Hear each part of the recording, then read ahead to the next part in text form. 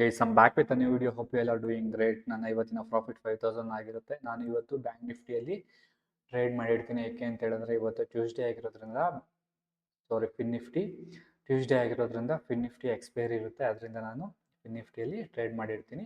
And ನಾನು ಈ profit ಅಂದರೆ ಈ ಟ್ರೇಡ್ನಲ್ಲಿ ಯೂಸ್ ಮಾಡಿರುವಂತಹ ಇಂಡಿಕೇಟರ್ ವಿವ್ಯಾಪ್ ಕ್ಯಾಂಡಲ್ಸ್ ಅಂತ.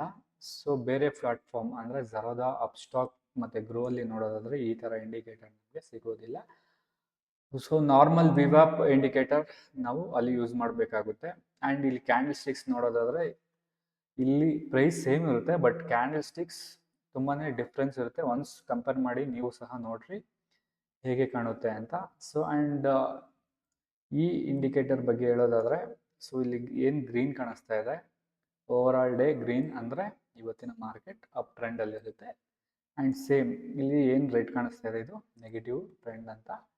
ಸೊ ಮಾರ್ಕೆಟ್ ಏನಾದರೂ ಈ ಗ್ರೀನ್ ಲೈನ್ಸಿಂದ ಮೇಲೆ ಇತ್ತು ಅಂದರೆ ನಾವು ಬೈ ಪೊಸಿಷನ್ನ ತೊಗೊಬೇಕು. ಸೇಮ್ ವೇ ಇಲ್ಲಿ ರೆಡ್ ಲೈನಿಂದ ಕೆಳಗೆ ಇತ್ತು ಅಂದರೆ ನಾವು ಸೆಲ್ ಪೊಸಿಷನ್ನ ತಗೊಳ್ಬೇಕಾಗುತ್ತೆ. ಆ್ಯಂಡ್ ನಾನು ನಾರ್ಮಲಿ ಫಸ್ಟ್ 3 ಕ್ಯಾಂಡಲ್ಸ್ ಹತ್ರ ನಾನು ಟ್ರೇಡ್ ಮಾಡಲಿಕ್ಕೆ ಹೋಗಲ್ಲ. ಇದು ಫಸ್ಟ್, ಸೆಕೆಂಡ್ ಆ್ಯಂಡ್ ಥರ್ಡ್ ಈ 3 ಕ್ಯಾಂಡಲ್ ಅಂದರೆ ರೆಡ್ ಕ್ಯಾಂಡಲ್ವರೆಗೂ ನಾನು ಟ್ರೇಡ್ನ ತಗೊಳ್ಲಿಕ್ಕೆ ಹೋಗೋಣ. ಆ್ಯಂಡ್ ಫೋರ್ತ್ ಕ್ಯಾಂಡಲ್ ನೋಡ್ಬೋದು, ಎಕ್ಸಾಕ್ಟ್ಲಿ ಫೋರ್ತ್ ಕ್ಯಾಂಡಲ್ ಹತ್ರ ನಾನು ಬೈ ಎಂಟ್ರಿನ ತಗೊಂಡೆ. ಆ್ಯಂಡ್ ವಾಲ್ಯೂಮ್ ಕಂಪೇರಿಟಿವ್ಲಿ ವಾಲ್ಯೂಮ್ ಏನಿರುತ್ತೆ, ಈ ವಾಲ್ಯೂಮ್ ತುಂಬಾ ಹೈ ಇರುತ್ತೆ. ನಾನು ನಾರ್ಮಲಿ ವಾಲ್ಯೂಮ್ನ ನೋಡಿಕೊಂಡೆ ನಾನು ಟ್ರೇಡ್ ಮಾಡಿರ್ತೀನಿ.